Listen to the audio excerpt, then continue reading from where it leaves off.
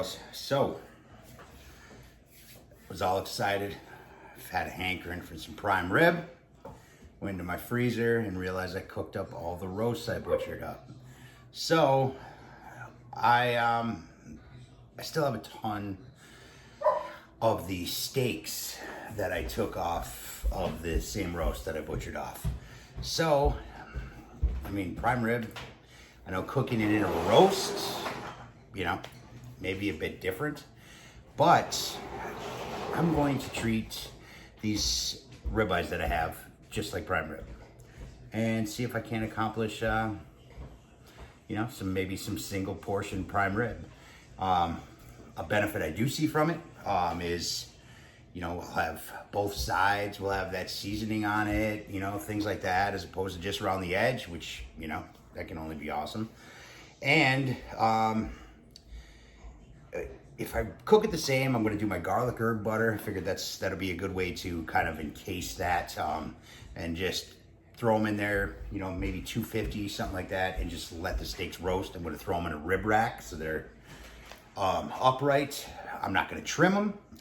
Silver skin only, you know, anything like that, which are already pretty much trimmed. I'm going to leave all the fat on them. I'm just going to treat them like prime rib and see if I can't make some I don't know, slow roasted ribeye steaks, you know. I mean, I don't know if the magic happens cooking it as in a roast, you know, but I mean, you can't deny the magic. I mean, a ribeye steak and a piece of prime rib, you would think they're two different completely pieces of meat, you know, because it's just, you know, you get that magical pink all the way through, and it's just tender and that flavor. And, you know, I'm going to do some au jus, and I don't know. I'm just going to see what happens here. So I feel like prime rib. I want the flavor of some prime rib. So I'm going to use what I have and try to accomplish that today. So this is what we got. We have some fresh herbs I got done up. I got rosemary, English thyme, some flat leaf, some oregano, and some dill. Right here, I whipped up my prime rib seasoning. Basically just salt, pepper, garlic, onion powder, mustard powder, little thyme, little oregano, little coriander, and I think that's pretty much it. Yeah, that's pretty much it. And then I'm just gonna use some minced garlic today. I have a stick of salted sweet cream butter, and that's it. So here's our ribeyes. Nice, beautiful primes. Trimmed off of that nice prime 7-bone roast I had picked up a while back. I butchered up. So, looking at about an inch thick. Let's see what happens. So, first off, I don't know why I did that. I'm going to do my butter. I mean, I've done a ton of videos on the prime rib, because I mean, I do it a lot. Sometimes I do it different, but you know, all in all, this makes a damn good prime rib. This isn't for your heart smart folks, just so you know, but hey, I gotta keep my girlish figure, you know what I mean? So we're gonna put our parsley in there, put our dill in there, our rosemary in there, forgot some, our oregano in there, and our English thyme in there, just like so. And we've got a spoon. I'm gonna keep this pretty quick tonight. Honestly, I don't even know if this shit's gonna work. I might just have some slow roasted steaks, but all I know is it's gonna be good. So I'm gonna do 2 teaspoons of this because it's garlic, man. And I'm not going to leave it in there. It's not going to be setting up too long. So I've had a lot of stuff going on. I'm going to have a new toy tomorrow. So I'm going to pick up a gravity feed. Had some things change. One of my wife's workers has a custom built rotisserie smoker. Big old pit. Just a monster. I mean, we're talking all 1/4 inch. I mean, the thing is actually pretty slick, man. I don't know a whole lot about it, but she's not keeping it. It was custom built for her dad 15 years ago. Thing still looks in great shape. But she wants it gone. And she wants it to go to somebody that can appreciate it. So that would be me. So we're gonna have some fun things to play on. So, but let's get this stuff mixed up. I'm gonna glove up here. Just because once I get it mixed in, it just always works better when you just get your elbows in there, you know what I mean? Oh, it's gonna be garlicky. It's all right though. I don't think you can ever have too much garlic, you know.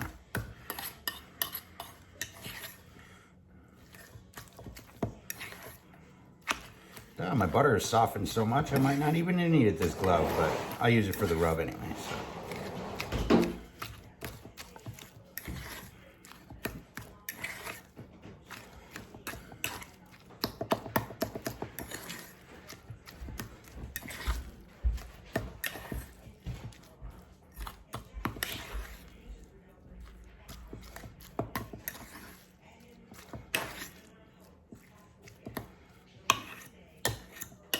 Okay, so now let's get some rub on them steaks, shall we? I'm not gonna get too buck wild on them. Man, them are beautiful, aren't they? Man, look at that. I like it. I like it. Give this stuff a little mix up here. All that big stuff always wants to settle to the bottom, you know? And I'm just gonna hit it. When it gets them on there, I'm gonna let it sweat in. And that's pretty much it. And then we're gonna rub it, so.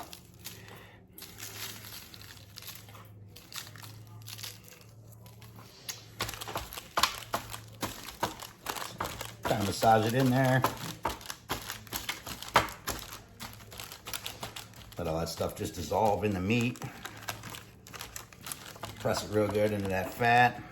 Yeah, all I did was trim just that nasty, you know, that stringy fat around the edges. I did that and I butchered them, so there wasn't a whole lot to do on these guys.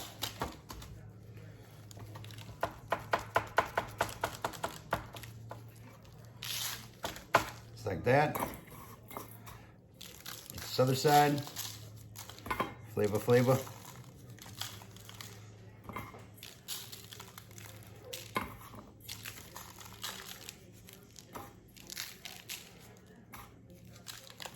I'm thinking these might, I don't know. I mean, it makes sense. You know, you treat them the same. I mean, yes, I'm well aware a whole roast, you know, is going to cook differently.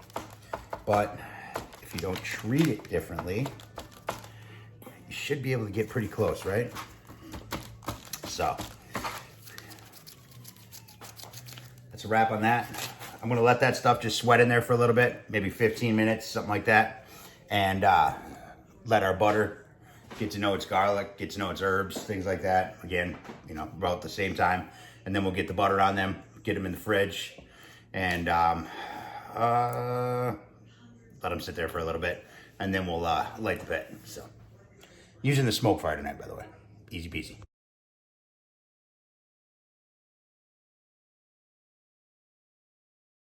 All right, so it's been about 15, 20 minutes. That's what we got. We grab a glove. I was trying to think of how to do this the best way I can do it. Because typically, you know, I wouldn't even butter the bottom of the roast because there's no point in it, you know what I mean? But these things ain't gonna stand up on themselves. So I did this right here, just to get them in the fridge. I'm just gonna lay them down, and then I'll only have 2 pieces of surface, because if I lay them right on this grate, the butter's gonna run in, and then once it hardens, you know, getting cold, I'm gonna have a hell of a time getting them off, and I'm just gonna end up peeling the whole cap off. So I only have to deal with 2 little rounds, you know what I'm saying? So, in theory, right? I don't know. So I'm gonna take some butter. I'm not gonna do a big coat, not like I would a roast, because, you know, it's not a roast. But I am gonna give her some love, you know.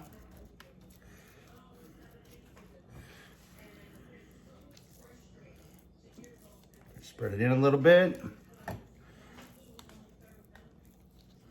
Nothing crazy.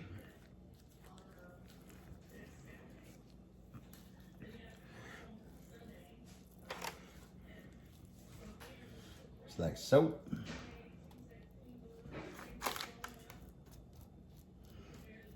Yeah, that ain't bad. Ain't bad, right? Nice little coating on there.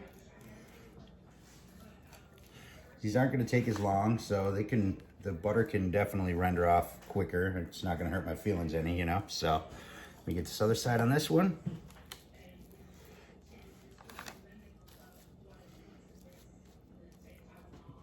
Like that. It's a nice little coat.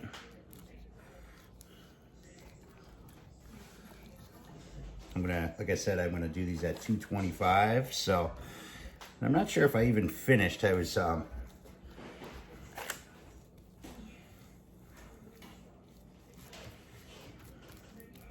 we go.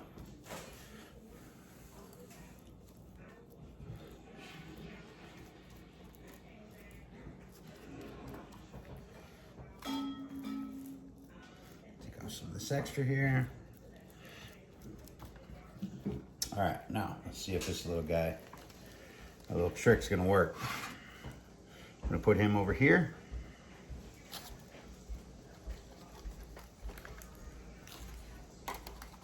Go like that.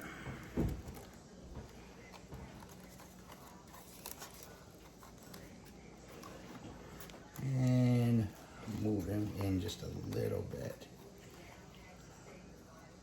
I think I should have did 3, but that'll be all right.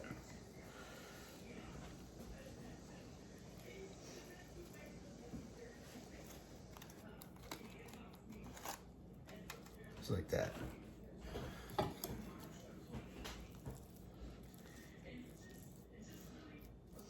And I get this side. All right, so I'm gonna get the rest of this banged out. So I got the other side all finished up now. And that's it. I'm gonna toss these guys in the fridge. Hoping like hell. I was thinking about making a third one of the aluminum bars, but it should be all right. I mean, we got a little sag, but it shouldn't. It doesn't look like it's laying into my rack too bad. So we're gonna hope for the best, because I didn't want to move them around again. You know what I mean? So I'm gonna let them chill. Then I'm going to stand them up in this right here. This is what I got going on. Here, let me point the camera down to it. We got rib rack set in the pan here. Some beef stock, little garlic, rosemary, thyme, you know, usual suspects. And then all the flavor and the drippings and things like that from the steaks themselves are gonna drip in there as well. So I'm hoping that once these things set up a little bit, I should just be able to slowly just kind of set them in there, and they should just do their thing. You know what I mean? So I don't know. We're winging it here tonight. I want prime rib. I want it bad. So I think we're gonna be pretty damn close. Honestly, I really am. We're just gonna cook it like it. We're gonna slow roast it, and we're gonna make some individual little prime ribs. So that's it. I'm gonna let these sit in the fridge. It's probably gonna be about an hour, hour and a half, something like that. And then we'll get them on the grill. All right, so we're going to get the pit lit and see what's going on here. Sorry, I was seeing where the dog was. So I think there is a little bit of cherry in there, but it's just gonna have to do because I don't feel like moving all the wood I have in front of the hopper right now, because I have the trend killer ready to go. I was gonna cut it up. I mean, you know the whole plan if you've seen the video, and just the measurements, it just wouldn't have worked out. I would have had to get a whole bunch more steel. I would have had to change a whole bunch of things. I would have had a bunch of leftovers. It just wasn't it. like I said before about the other pit. And then I found a gravity that I'm going to get, which I'm picking up in the morning. So I'm going to replace him with 2 pits. So my goal of saving room should still be there because they're not quite as big. I can maneuver some things around. They work a little differently. So it should be all right. But I don't know. I'm excited that she's actually going to Texas. So it should be pretty awesome. But somebody in Texas is going to be using a pit I built. So I'm a little excited about that. So at least I know she's going. She's going to a good home. She'll be appreciated, and she'll be able to roll some serious cues. So, but anyway, like I said, I have Oakenshire hickory in here, but like I said, I think there's some cherry in there from the ribs the other day. Got to turn the power onto the hut out here. So I'm going to just. I got anything here? Nope. We're just gonna fire this guy up. 250. And that's it. So we let him go. I'm gonna actually bring the pan in the rack. Actually, I'm just gonna bring the pan out here because I want that liquid to heat up at the same time as the pits. Otherwise, it just messes with temps. I'd rather have the au jus actually warmed up already. So I'm gonna go grab the pan. I'm gonna get that on there, and then we'll rack the ribeyes and just set the rack on the pan. So, all right, guys, check it out. There's our steaks. Butter set up quite nicely. Now, let's see if this is gonna work. I think we should be all right, honestly. Try not to snap them. Oh yeah, we're good. We're good, guys. Check it out. Just like that. You see that? Here, let me slide you over here so you can see that. The good stuff.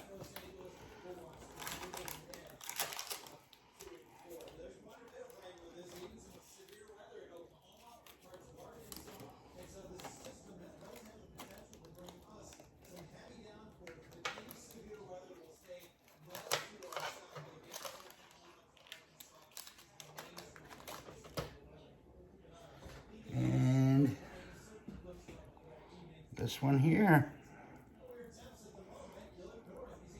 Look at that. Man, it's like we planned it. Let me wash my hands real quick.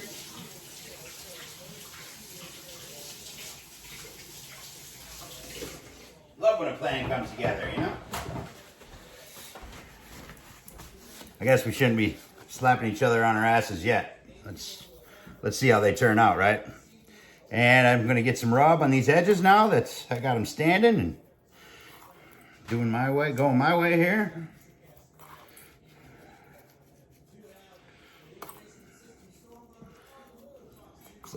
Just like that. Boom. How about that, guys? All right, let's go get them on the pit. Okay. Let's get these guys on.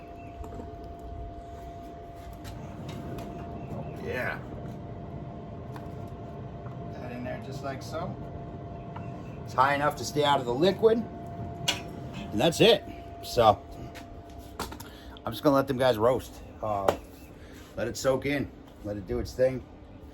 I may or may not, just depending on how it's all turning out, bump it to 275, like, at that last, maybe from like 105, 100, something like that, right to that 130 mark. I don't know. We're going to see. There's not going to be a whole lot of residual cook, so I am going to take it to 130. Should finish well under 135, which is a nice medium rare. It's perfect for prime rib, in my opinion. And that's it. So, all right. It's all in the smoker's hands now. All right, guys. So, one thing I didn't think of is, in order to set everything up on the outside, with a roast, it's going to be in there longer. These steaks aren't going to be in there as long. So I did, right around the 100-degree mark, I bumped it up, except I went to 325. So I figured that should that should give it. I mean, I don't want a crust on the outside. You know, it is prime rib. I want everything just kind of soak in. I want that nice crust on my outsides, things like that, but not on the actual flesh of the steaks, I guess you would call them. So, but check this out.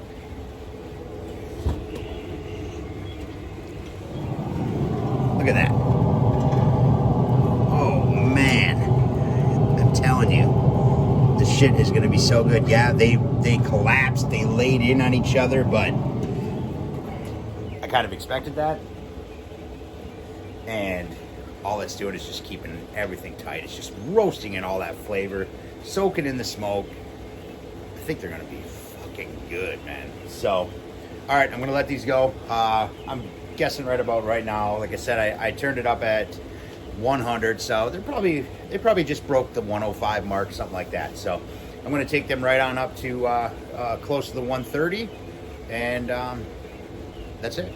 So we'll be back. All right, guys, we're done. Should be rolling up to 130 right now. That one's a little less. This guy's a little thinner though. Sorry, forgot to point the camera down. You know what? That's actually going to be pretty good. Look at those things. They are going to probably destroy 3 or 4 arteries. But I'm telling you, things are going to be decadent, delicious, and just downright, I don't know. You're going to feel guilt after eating these things, man. But I bet you they are going to be fantastic, man. Look at this. Got it. Nice little crust. Look how beautiful that shit is. Damn. I just want to eat them. All right, let me kill this guy. And let's get these guys into the house. I'm going to let them rest for a little bit while I strain out my jus, and get that stuff situated. So let's do this. All right, guys. It's been a long 5 minutes. So there they are. Oh man, they ain't totally pretty, but they smell, and I just know that they're gonna taste good. So let's cut into one. As much as I don't want to cut into mine until I'm about ready to eat, but I'm close enough. But in the name of food porn, I got to. So let's do this. Let's do this guy right here. Come on. Holy shit. That's what I'm talking about. Oh boy. Nice right on through there. Let's take a piece out of here. Oh, sign me up.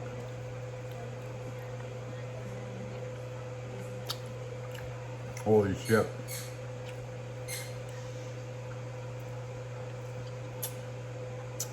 Just because I'm not sure. Let's do one more, you know what I mean? Want to give that proper opinion. A little more than the 135 that I like, but it's still crazy. I mean, it's super good. Wow.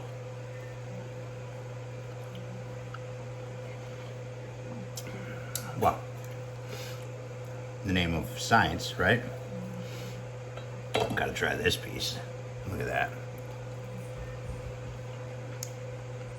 I'm just eating off the cutting board tonight, guys. Okay. That's awesome. Full out awesome. Probably gonna kill me, but if I could choose a way to die, it's gonna be eating shit like that. That's it. That's all I got. I say it worked.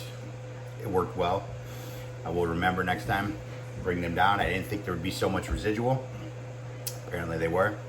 Or my test was wrong and they went a little bit over. I'd have to say they are probably right at the medium mark.